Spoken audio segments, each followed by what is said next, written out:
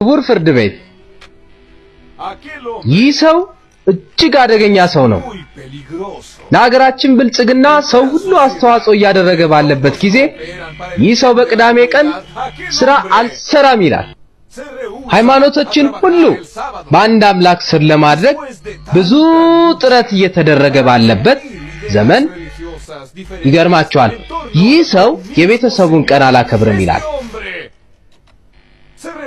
ክቡር ፍርድ ቤት ይህ ሰው የተከበረውን የእሁድ ሰንበት አላከብርም ይላል። የዚህን ወንጀል አስከፊነት ልብ በሉ። ይህ ሰው እኛን ለማዳን ሲል በእሁድ ቀን የተነሳውን ጌታችንን ኢየሱስ ክርስቶስን በግልጽ እየናቀ ነው ያለው። ተቃውሞ አለኝ ክቡር ፍርድ ቤት። ተቃውሞ አልቀበልም። ሐሳብን ቀጥል አቃቤ ሕግ። ክቡር ፍርድ ቤት ይህ ሰው የሰንበትን ቀን ከሰባተኛው ቀን ወደ አንደኛው ቀን እንዲለወጥ ከእግዚአብሔር መልእክት የተቀበለውን አገልጋይ አይታዘዝም። ሁሉም ሰው ይህንን ቀን ያከብራል። ለምንድነው ታዲያ እርሱ የማይታዘዘው? ለምንድነው እርሱ ከሌሎች መለየት የሚፈልገው? ለምን? አረ ለምን? ሁሉም የክርስትና ሃይማኖት ተከታዮች እግዚአብሔር በወኪሉ በኩል የላከውን መመሪያ ተቀብለዋል። አንተ ይህንን ትእዛዝ የማትቀበልበት ምክንያት ምንድነው? ክቡር ፍርድ ቤት በሕይወት ዘመኔ ብዙ ወንጀለኞችን፣ ሌቦችን እንዲሁም ገዳዮችን በዚህ ፍርድ ቤት ውስጥ አይቻለሁ። ባነጋገራቸውና ባቀራረባቸው ለሕግ ታዛዦች አለመሆናቸውን ገልጸዋል። እውነት ልንገራችሁ ዛሬ በክስ ወንበር ላይ እንደተቀመጠው አይነት ሰው ግን አይቻልም። ክቡር ፍርድ ቤት ለምንድነው ይህ ሰው የሚከሰሰው? አምላኩን በታማኝነት በማገልገሉ? የሳምንቱ ሰባተኛ ቀን ቅዳሜን በሳምንቱ መጀመሪያ ቀን ፈንታ በማክበሩ? ወይም ደግሞ እሁድ የጌታ ቀን ነው ብሎ ባለማክበሩ ነው? በእንደዚህ አይነቱ ታማኝና ንጹህ ሰው ላይ በመፍረድ ፈንታ በየመንገዶቻችን ላይ በሚገኙት ብዙ ወንጀለኞች ላይ ብናተኩር ይሻላል። ክቡር ፍርድ ቤት ፋይሉን በሙሉ ብታገላብጡ በዚህ ሰው ላይ ምንም አይነት የወንጀል ሪኮርድ አታገኙ። ይህ ሰው ለብዙዎች ምሳሌ የሚሆን ዜጋ ነው። እቃወማለሁ ክቡር ፍርድ ቤት ይህ ሰው በጣም አደገኛ ነው። ጸጥታ፣ ስርዓት ይከበር። ክቡር ፍርድ ቤት ቅድም እንደተናገርኩት ይህ ሰው ምንም አላጠፋም።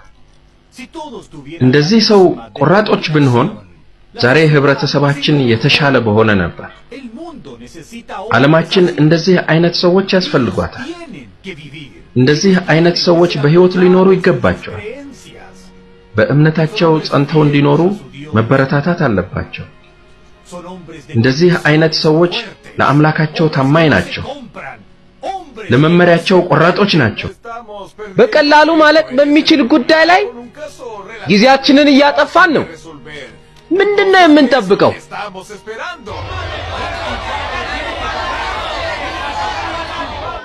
የሚያዋጣውና የሚሻለው ጥብቅና ከኔ ሳይሆን ከራስ የመነጨ ሲሆን ነው።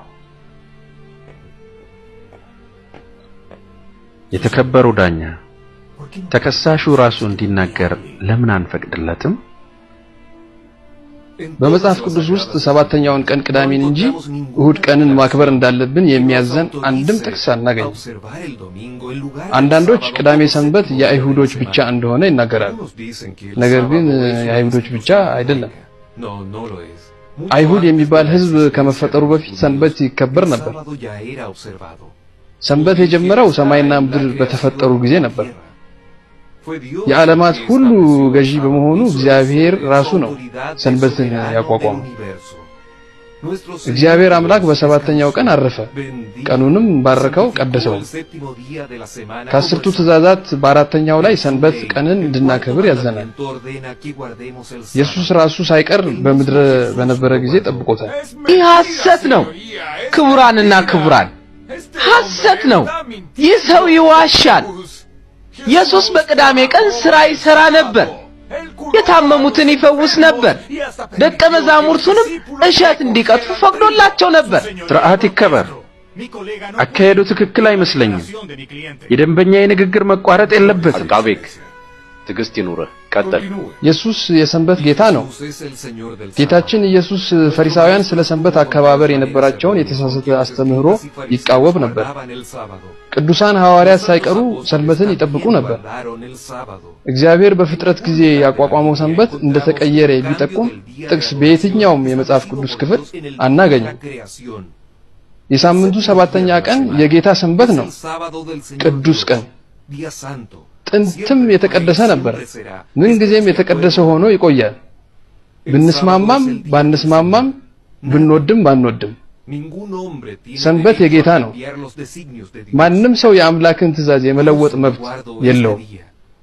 ለዚህ ነው እኔም ይህንን ቀን የማከብረው። ከዚህ ውጪ ሌላ ምንም ለማድረግ አልችልም። በዚህ ምክንያት የሞት ፍርድ ቢፈረድብኝ እንኳን አቋሜ ይህ ነው። ሰንበትን ማክበር ወይም የእሁድን ቅድስና ማርከስ በሚል ክስ ጉዳይ ተከሳሹ ጥፋተኛ ሆኖ በመገኘቱ ፍርድ ቤቱ የሞት ውሳኔ ወስኗል።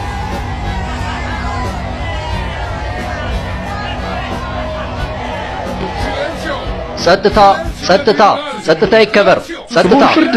ክቡር ፍርድ ቤት፣ ይህ ተከሳሽ አንድ አደገኛ ወንጀለኛ የሚገባውን ፍርድ የሚሰጠው ከሆነ እንግዲያውስ እኔም ተመሳሳይ ፍርድ ይፈረድብኝ። ስርዓት ይከበር። ጸጥታ።